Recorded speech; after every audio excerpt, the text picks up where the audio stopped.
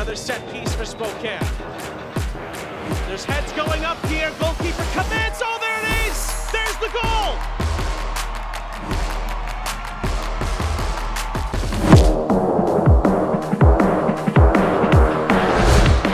Absolute banger. Come on, Emma Jaskaniec, calling your shot. Especially the last time you and I talked to her, Jade. You got to interview her after, too. That was incredible. You can see the emotion all over their faces when that went in. A beautiful ball from the corner, and then it just fell perfectly to her. It felt like destiny, and the reaction from her teammates grabbing her face and kissing her cheek. That is literally what this is all about, and it was the goal that won the game for Spokane. Doesn't get any better. And look, the Gainbridge Super League game week is your good luck charm. So any future players that want to come and chat with us, take it from Emma Jaskaniec. So exciting. I'm Brooke Kirchhofer. She's Jade Barkett. We're your co-hosts. And man, what a way to inch a little bit closer to the playoffs. We got one more weekend. We truly do. And it all came down to, or is going to come down to, this last weekend. Dallas handled business with that 2-0 win. Spokane beat DC, who was out of the playoff picture prior to that game, but did not look like they were at all. You saw Lexington take down Brooklyn in a game where they struggled to score in the beginning, and then Carolina with their win over Fort Lauderdale as well. It was an impactful weekend in the Gainbridge Super League. So impactful, so much fun. I know you were on that call for Spokane, and it was fun just texting back and forth when I was on the Dallas broadcast. Just can't believe what we got to see. So here's the playoff situation. So Spokane, if they beat Brooklyn, they need Dallas to draw or lose to Fort Lauderdale. Other scenario for Spokane to stay alive in the playoffs. If they draw against Brooklyn, they need Dallas to lose against Fort Lauderdale. And on the flip side of things for Dallas, it's win and you're in, but if they do not win, here's the situation for them. If Dallas draws against Fort Lauderdale and Spokane either draws or loses, that's it. Dallas is in. So really all the cards are in their hands for this weekend. It truly is. And Spokane will play before Dallas this weekend. So they'll kind of get a better idea of what their playoff picture looks like, if they're going to have one, all those sorts of things prior to their game. But just like I said with Spokane and DC came out on fire. Yeah. So no matter what happens in that Dallas game at 8:30, they will go out hard as they can. But Dallas wanted to make sure that their chances for the playoff push were in their own hands, and they scored two amazing goals very early in that game. Yeah, it was interesting talking with Nathan Thackeray during the week. He said, look, I had a couple of conversations with a few select players on the front line. One of them was not Samar Guidry. And so she said, look, I'm going to put the team on my back, and here's what I can do to help us get closer and closer. Allie Thornton also cannot be forgotten, what she can provide. She was the Golden Boot Award winner last year. They just have so much talent. Asili Strawn, even though she's young, what she can provide. A lot of quality players. Awesome to see Samar Guidry score in the opening 2 minutes. And then, of course, Cameron Lancaster, same up that right side. They really worked the left back and were able to find success, and 2 goals were enough for them to get the victory. And 2 players who are going to be with us today are Wayny Balata and Samantha Estrada, who have gotten a little bit of a different look on this season from the sideline. Wayny battling an injury and Sam not always being in the starting lineup. So make sure you stay tuned for our talk with Wayny and Sam. We could see them switch positions too. They play this forward here. What and it's an early chance that's taken by Dallas. Celebration. It's a sensational start. Strawn. Looks to send Lancaster rushing the other way. Cameron Lancaster looking for an angle to shoot and rustles the back of the net. Welcome back to the Gainbridge Super League Game Week. Joined now by Dallas Trinity players, Wayny Balata and Samantha Estrada. Welcome to the show. Thank you for having us. How are y'all? We are so excited to have you guys and to be back in Dallas. Former SMU players on the college side of things, now playing professionally in the Gainbridge Super League. Just what has this journey been like for you all, going from playing at the college level to now playing for Dallas Trinity? Honestly, for me, it's been nice to have an opportunity to come back because obviously when the league was first formed, I played my first season in Spokane. And this second year, I had a chance to come back to Dallas. And when Chris gave me the call, who is our GM, and he was also formerly my coach at SMU, I was like, of course, like any opportunity to come back to Dallas, be with Sam, it's hard to say no because it's so familiar. There's a lot of people that I love here, and the chance to like run it back, I can turn it down. Yeah, it was really fun. Like my first year here, and I remember pulling Chris aside and be like, "We have to get Wayny here. Like, we just have to." Like, and he's like, "You know what, Sam? That wouldn't be bad." And I'm like, "Yeah." So whatever. When he got the call here, and I was so happy because we spent like the last 5.5 years together. Yeah. And she's truly become like my sister. Been through like all phases of my life. So it was really awesome to like get her here. For her to like want to come back, obviously. We play around. We don't play around, but we have a story where I brought her to school. Yeah. I brought her to school. Like I was her, what's it called? Like recruiter, I guess. Like you know how like sometimes in college, like when you have a player's assigned to a recruit, like to show them around and whatnot. Mm-hmm. She was that person for me, and like she kind of sold me to school. And made me want to be like, okay, like I actually like SMU. Like the team seems friendly. Sam was super friendly, and like I could see myself here. So, like, we have this joke that she brought me to SMU, and now, like, she brought me to Dallas because she wouldn't stop texting me. She was like, come to Dallas. Yeah, so. Exactly. It's kind of like a running joke. And then she gets, we get to be here together. Mm-hmm. When you guys first started school together, you've seen each other from when you were 17, 18 years old. I mean, Wayny, probably before that when you were going on your visit. Yeah. What's been the biggest changes you've seen in each other from then to now playing professional soccer together? Wow. I feel like we've grown a lot. Hi, bro. Like, the maturity, I feel like especially like the college experience, you go through so much and you learn mentally to like control the controllables and let things go too. And I feel like that was the major thing, especially with Sam. I just feel like she's just grown so much. That's the word I would use for her. Like, just she's matured, like she's poised and all that stuff. So, like I wasn't poised, I guess. Yeah, no, like you were, but it was just like in college. I feel like we were so stressed and like according like importance to stuff that like wasn't that important, and like you start to value like things that you should value. More, you know what I mean? Yeah. So yeah. No, that's been really fun. And for Wayny, just the way she's grown is getting her out of her shell. Mm-hmm. And I think like my personality and her personality, we mix really well. Where we like just like we match. Like I'm able to bring that out of her. She's able to calm me down in those ways. And yeah, I'm always on her about, let's go here, Wayny, let's do this. Like, you're not sitting, like, your butt at home. Like, you're going to come with me. Like, we're going to go do these things. And, yeah, it's gotten to the point where, like, my family, like, loves her. Like, I love her family. Like, I'm always talking to her mom. Like, she comes to my Tia's house all the time. Like, she came for Easter, Thanksgiving, all the things. So, yeah, it's really fun to just watch her, like, come out of her shell. Wayny, what's that been like too, having somebody like Sam? I'm sure she talked about pushing you when you're rehabbing right now, trying to come back for an injury. What does that relationship look like off the pitch? Oh, it's great because, I mean, Sam can speak for herself on that, but she's also been through so much adversity, so she also knows what it's like to be sidelined. So just having that person that you can talk to about things, and like she's always checking in how you're feeling, not only physically but mentally, because she knows like what that struggle is like. And so it's just been so great. And like we've also been through it together, so it's not new, but it's just like, having always that shoulder that I can lean on no matter what, and knowing that like not only will she hear me, but she'll also understand me and like where I'm coming from. So it's honestly been great.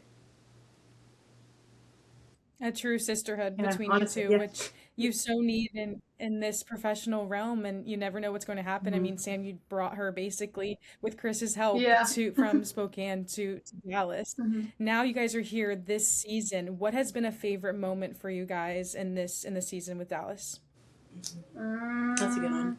Well, I don't know. I loved it when you scored against Spokane on your first game back. Like, I love that for her. And that was really awesome because, I mean, you're a workhorse. Like, going for, like, in college we went through a lot, and then to see her, like, just shine, and, like, she's really, like, she's doing her thing, and it's like, so awesome to see. And so when she got that goal, I was like, hells yes. I said she needed that. Like, she deserves that. Like, for all the hard work she put in, like, Spokane, like, I don't know when you can talk for it, but it wasn't easy, you know, and to come here and, like, do that against your former team was, to me, like, I loved it. Like, right, like, I took that a little personally for her. That part, I think, was really fun. What's another part? I mean, we're roommates, too, so we go through a lot, too. On trips we're roommates. I think, I'll probably have to agree with Sam on that one. That was a pretty... Not only was it my first professional goal, so it was like a lot of, all at once. So it was my first professional goal, and obviously I get to score the first goal of the season for the team, and on top of that, it's against my old team. So like everything together, and then we ended up winning that game coming from behind.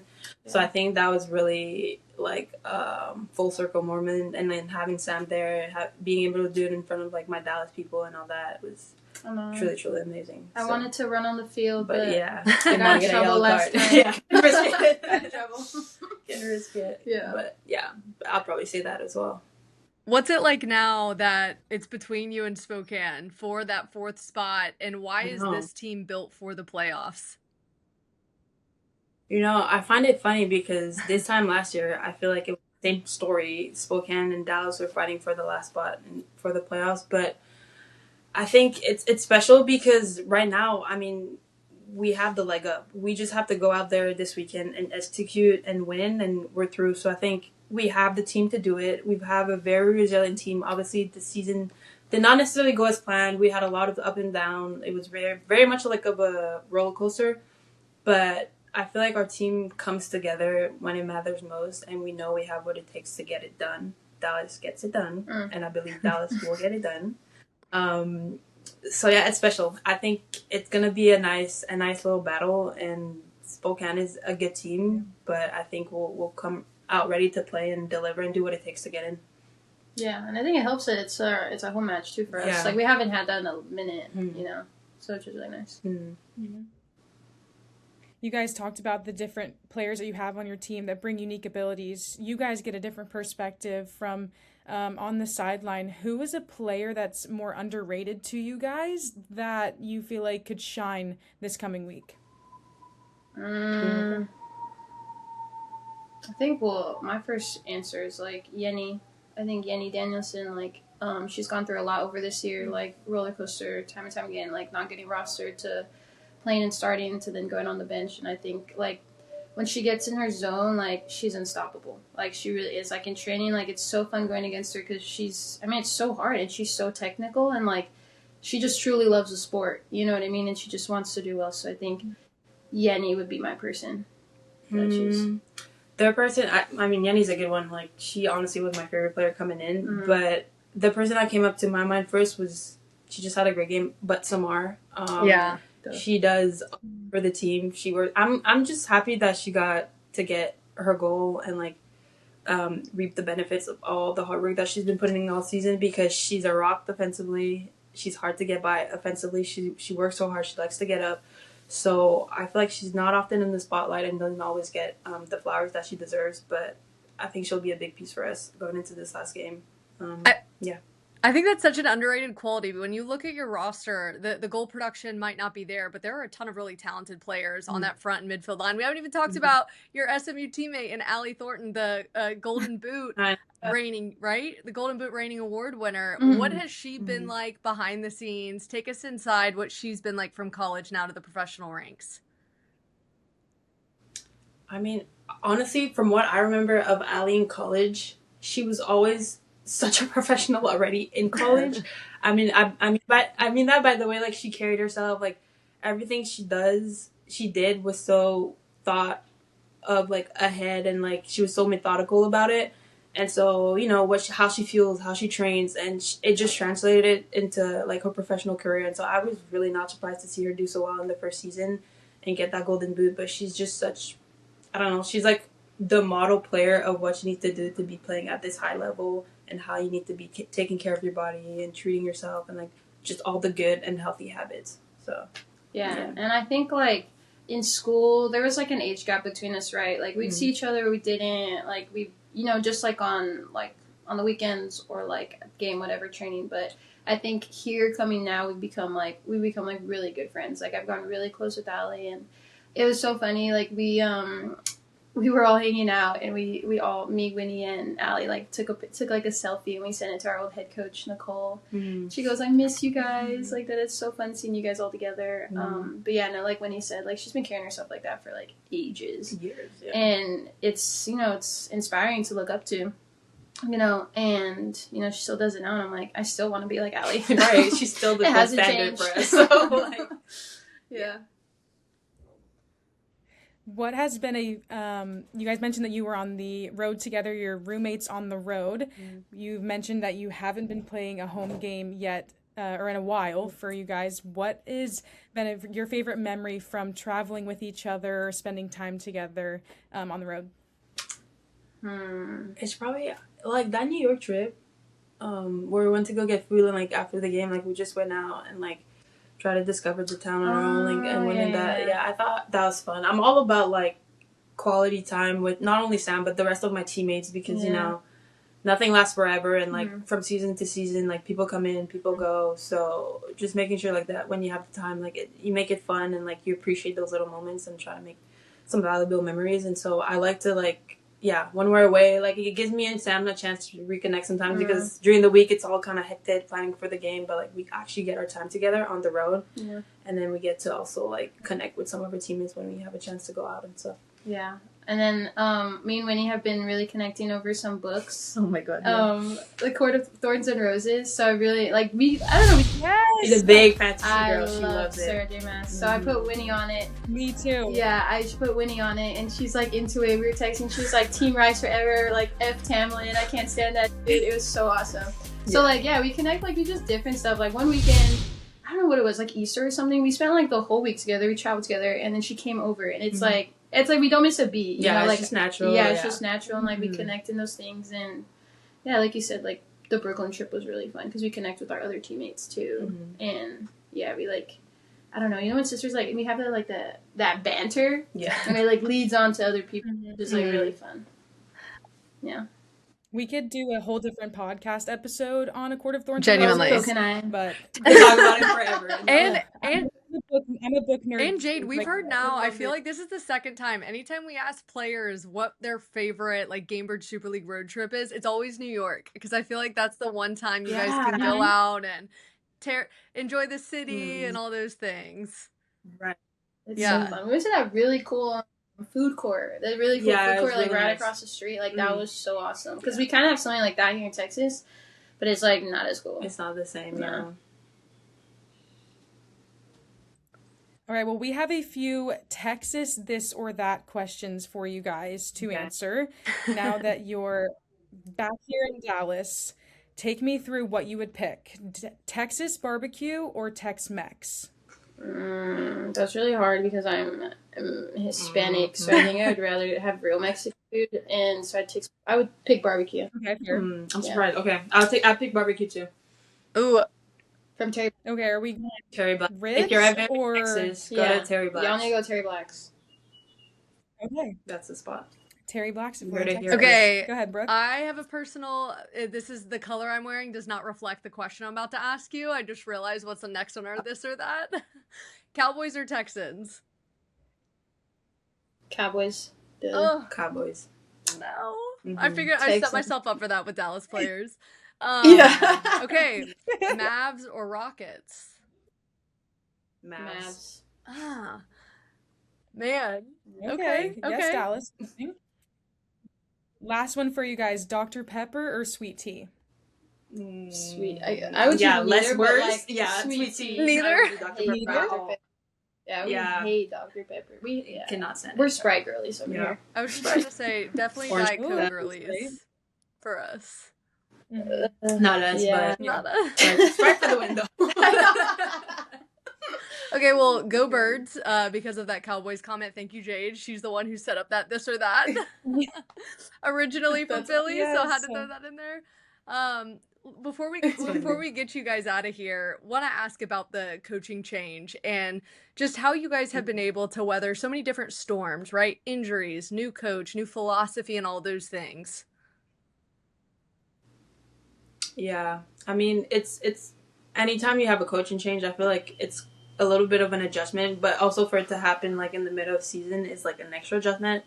But I feel like Nathan did a good job. Like, he was aware that was going to be, like, challenging, but he did a good job coming in, like, you know, trying to get to know everybody and, like, trying to set his standard from the jump, like, without shifting the way we were working things too much already. But, yeah, I feel like he did a good job coming in, letting us know, like, how he likes to do things, but also being very, very welcome to feedback on our end and just try to make it as much of a two-way relationship as possible while, like, storing like kind of his ideas and views of the games and like what he wants to see from us. Yeah, and I think he's also really helped with like implementing togetherness because like we as a team are like already pretty close, but like he makes it known that he wants us to do things together and like I don't even know an example. Like we do literally everything together, and he's like, "Nope, you're gonna hear like no phones at the table, no this, no that. Like we're gonna like enjoy each other's time because that's how you build relationships." And he's always,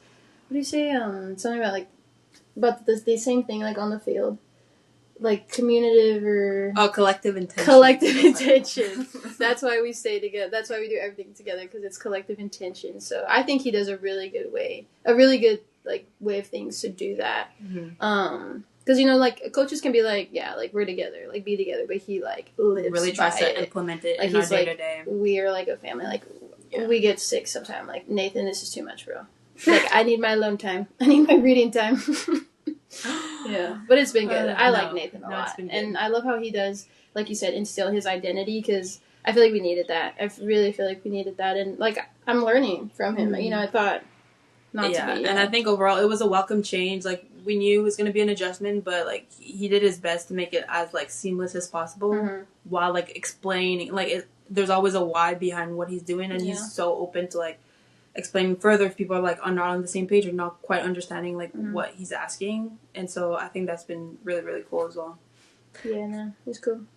Sounds like he's brought a lot over. Was there any new training drills or sessions that kind of caught you guys by surprise, or anything that was unique about him? I know you mentioned some of the mottos that he brought over a little bit different.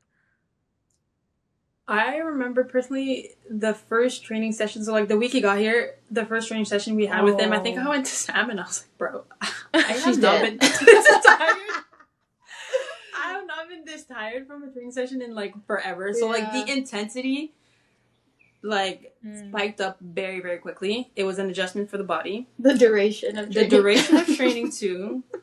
But we all adjusted, and once we got used to it, it was better. But I remember that transition period, like, the first 2 weeks, it was like, oh my god. Like, I was walking out of training drenched, tired. Like, I was like, I don't know how I'm going to do this for 5 more months. Yeah, but we, like, needed it, though. We needed it. It was, like, it was needed. It was very refreshing and needed, but in the moment, I was like, oh my god. I'm like, so this is how it's going to be. Like, and, like, for mine, like, we do this 2v2 drill where it's, like, kind of like changing, like flying changes a little bit. Oh, with the like it's so hard, but it's so fun. And you like look over to him, and it's like you have 30 seconds to play whatever 2v2, and then he switches it. Like doesn't matter where the ball's at. Like you play, like you go on, new people go in, but he like is smiling, like he loves it. Like he's smiling, making fun of people, laughing, and I'm like he like just truly enjoys this. You know what I mean? Like this was, I guess, like this is what I love about the sport. Like I'm having fun, like, he's having a good time, but it's also so competitive. Yeah, very competitive. That's one thing about him. He'll make sure the sessions are competitive. Yeah, and that's really fun. Yeah.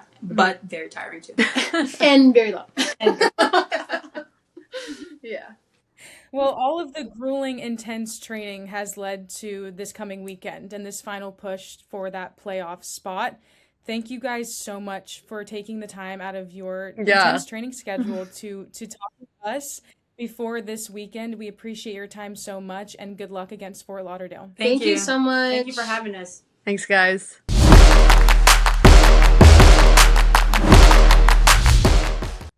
Man, once again, I love when we can get really like best friends onto the show. Loved hearing from both the Dallas Trinity players who have known each other for a long time. Awesome to hear their background, and man, what a dangerous team if Wayny Balata and also Heather Stainbrook on that midfield line, if they're healthy in the playoffs, but it's win and get in. And so that'll be the biggest focus. But what about the book talk? That was my like bread and butter of that conversation, I feel like. I am always been a little bit of a book nerd when it comes, I mean, all the way from Harry Potter to you heard them talk about A Court of Thorns. I've got you with Harry Potter, but this new series I'm not clued in on. It's something you have to commit to, and I was just thankful that they get to do it together. They can read it and experience it together. All of my teammates never wanted to read, and so I was always trying to explain my books to them, and they weren't really having it. But this is a bonding level on a different level because they really have to understand it together. No doubt. Well, it's another high stakes weekend in the Gainbridge Super League.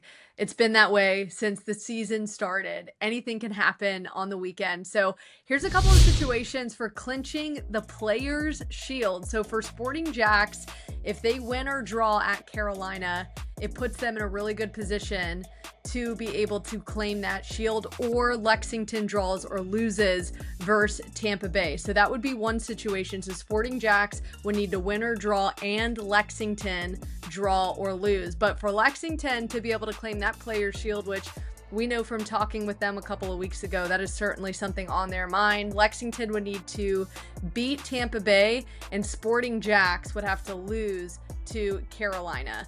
Lexington, as we know, holds the goal differential tiebreaker, so a lot of things to pay attention to this weekend. And the top three with Sporting Jacks, Lexington, and Carolina Ascent have shuffled back and forth. Yeah. Especially that 2 and 3 spot. Most of this season, Sporting Jacks has led the way. Most of the time with Lexington trying to creep into first a little bit throughout as well. And so the cards will definitely be shuffled this weekend. A final playoff push will be added. That fourth team will be decided on this regular season finale. Comment down below who you think will make that fourth playoff spot and who is going to win it all. Brooke and I will be on the ground for the semifinal and the final. We cannot wait to have all of that coverage for you. And don't forget to stay on our YouTube channel for all content regarding Gainbridge Super League. You can also go to our social medias to find other information as well, because this league is soaring and this playoff push is going to be electric. Yeah, we can't wait. For Jade, Barkett, I'm Brooke Kirchhofer. We'll see you guys next time.